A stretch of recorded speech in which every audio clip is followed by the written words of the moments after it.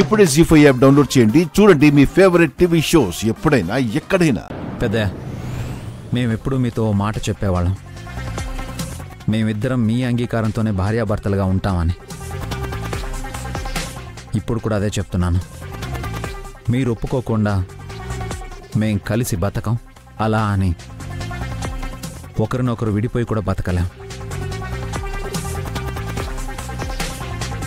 విడిగానే బ్రతకాలి.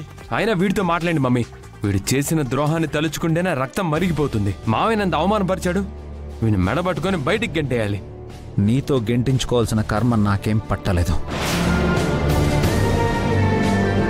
అమ్మాయి గారు, మీరిక్కడ నేనక్కడ ఉన్నంత మాత్రాన మనం భార్యాభర్తలం కాకపోం. మీరెక్కడున్నా మీరే నా భార్య.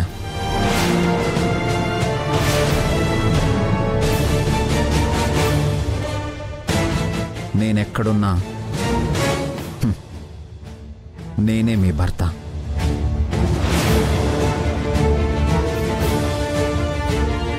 ఇంకెప్పుడు ఇలా చెప్పా పెట్టకుండా బయటికి వెళ్ళకండి. మళ్ళీ మళ్ళీ చెప్తున్నాను, మీకేదన్నా అయితే పెద్దయ్య గారు ఎంత బాధపడతారో నేనంతకన్నా ఎక్కువ బాధపడతాను. నువ్వు చాలా ఎక్కువ మాట్లాడుతున్నావు.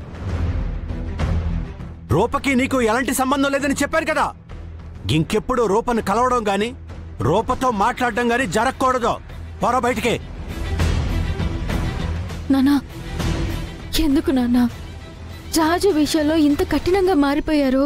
వాడు చేసిన పనికి చంపలేదు, సంతోషించు. అక్క విషయంలో చేసిన తప్పు నీ విషయంలో చేయడానికి గ్యారెంటీ ఏంటి?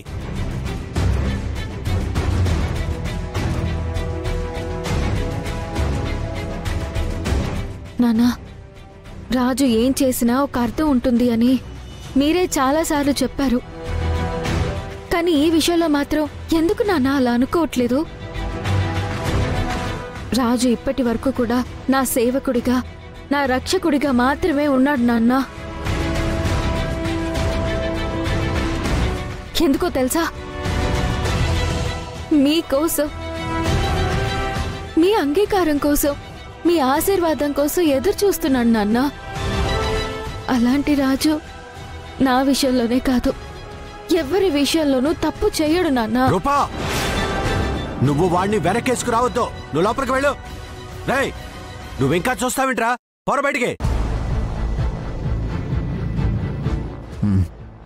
వెళ్తాను పెద్ద. ఏదో ఒక రోజు నేనే తప్పు చేయలేదని, ఈ విజయాంబిక గారి పెద్ద తప్పు చేశారని మీకు తెలుస్తుంది. ఆ రోజు మీరే నన్ను పిలుస్తారు. మీరే ఈ విజయాంబిక గారిని బయటికి గెంటేస్తారు. ఆ రోజు తొందరలోనే వస్తుంది పెద్దయ్య.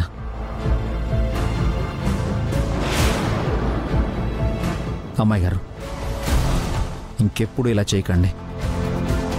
కొంతకాలం ఓపికగా ఉండండి.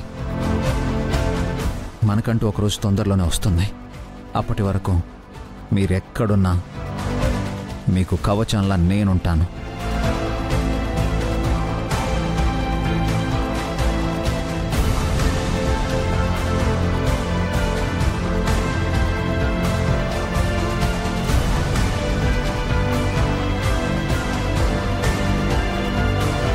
జీ5 యాప్ డౌన్లోడ్ చేసి అన్ని ఎపిసోడ్స్ పూర్తి ఉచితంగా చూడండి.